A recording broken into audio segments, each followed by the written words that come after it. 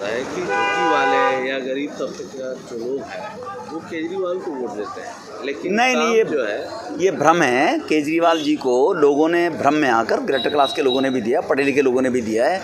मैं free wifi दूंगा, 20,000 litre पानी फ्री दूंगा, सबकी 400-200 यूनिट बिजली फ्री कर दूंगा, सबके लिए मैं दुनिया में स्वर्ग लेकर आऊँगा, दिल्ली को पेरिस बनाऊँगा, यमुना को साफ़ कर दूंगा। ये झूठे वायदे केजरीवाल साहब ने किया, वो एक्सपोज हो गया केजरीवाल।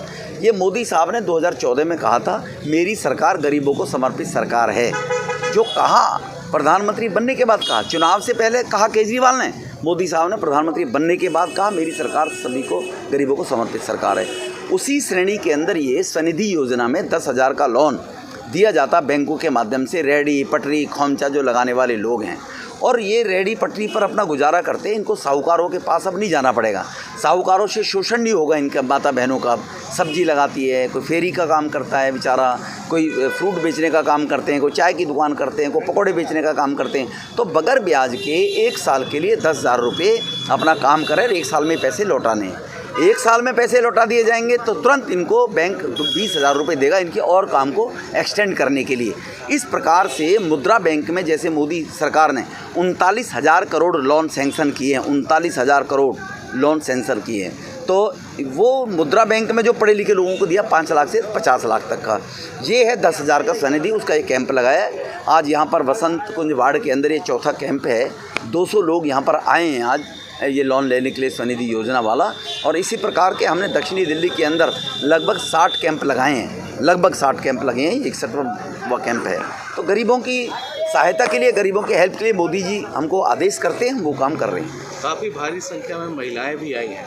महिलाएं ही कुछ किचन चलाती हैं, महिलाओं को ही घर की गरीबी के से लड़ना पड़ता है। पुरुष तो कह देता मैं क्या करूं, इतनी तनख्वाह मिली, ले लो, तुमने घर चलाना है। तो महिलाएं आज बराबरी का काम कर रही हैं, महिलाएं आज जहाज उड़ा रही हैं। महिलाओं को ये मान्यता दी है पुलिस में भर्ती करने की मोदी साहब ने।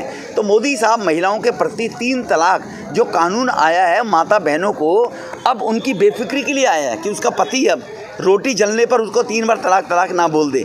तो वो भी माता बहनों के लिए कानून लाया, जिसके लिए लोगों ने उसका मिसयूज़ करके और विरोध करने की कोशिश की थी 3 तलाक वाले कानून को भी। जो आपने सर अभी योजना का लाभ दिया लोगों को, मैंने देखा कि यहाँ पर हर धर्म के लोग थे, लेकिन बीजेपी पर आरोप लगता है कि वो किसी एक धर्म को लेकर के राजनीति करती है। नहीं, मोदी साहब ने बड़ा स्पष्ट, उत्तर प्रदेश में अगर मकान मिले, योगी सरकार में सबको मिले, दिल्ली में मिले।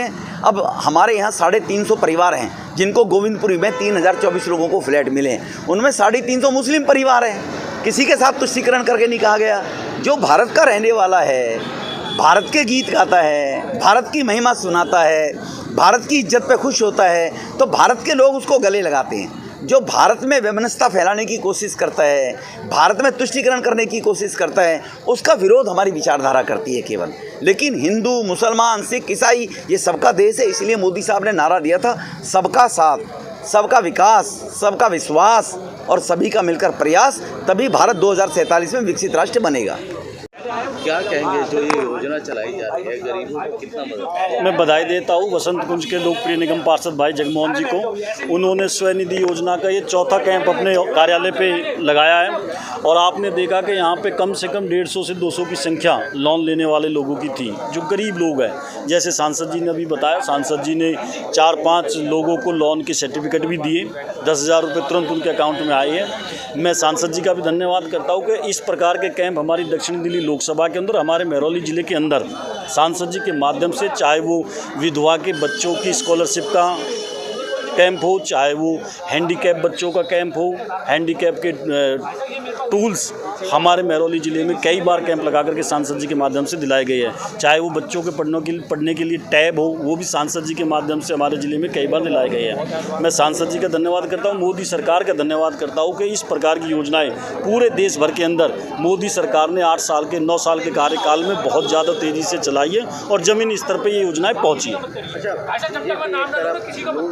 रेहड़ी पटरी वालों को रोजगार देने की बात करें, एक तरफ एमसीडी जो है रेहड़ी पटरी वालों को हटाने की कोशिश करे और नहीं, ये जो आप कह रहे हैं कि एमसीडी रेहड़ी पटरी वालों को हटाने की बात कर रही है, आम आदमी पार्टी की सरकार जब से एमसीडी के अंदर आई है तब से ये आतंक बढ़ा है। जब भारतीय जनता पार्टी की सरकार दिल्ली नगर निगम के अंदर थी, दिल्ली नगर निगम के 15 साल के एमसीडी के बीजेपी के कार्यकाल में मैं आपको बता रहा हूँ, हम स्वयं भी पिछली योजना में निगम पार्षद थे। हमने छतरपुर वार्ड के अंदर कम से कम 150 ठिकाने परमानेंट एमसीडी के माध्यम से सर्टिफिकेट उन लोगों को दिए, गरीब लोगों को, जो परमानेंट ठिकाने से।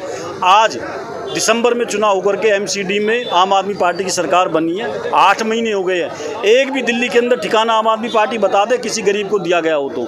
जो लोग तड़पते हैं, परेशान हैं, दुखी हैं, उन लोगों को आप ठिकाना नहीं देंगे, उन लोगों को परेशान करेंगे, ट्रक ला करके उठाएंगे, तो लोग आपके खिलाफ जाएंगे ही। भारतीय जनता पार्टी की ये सोच नहीं थी, उन्होंने परमानेंट ठिकाने गरीब लोगों को दिए।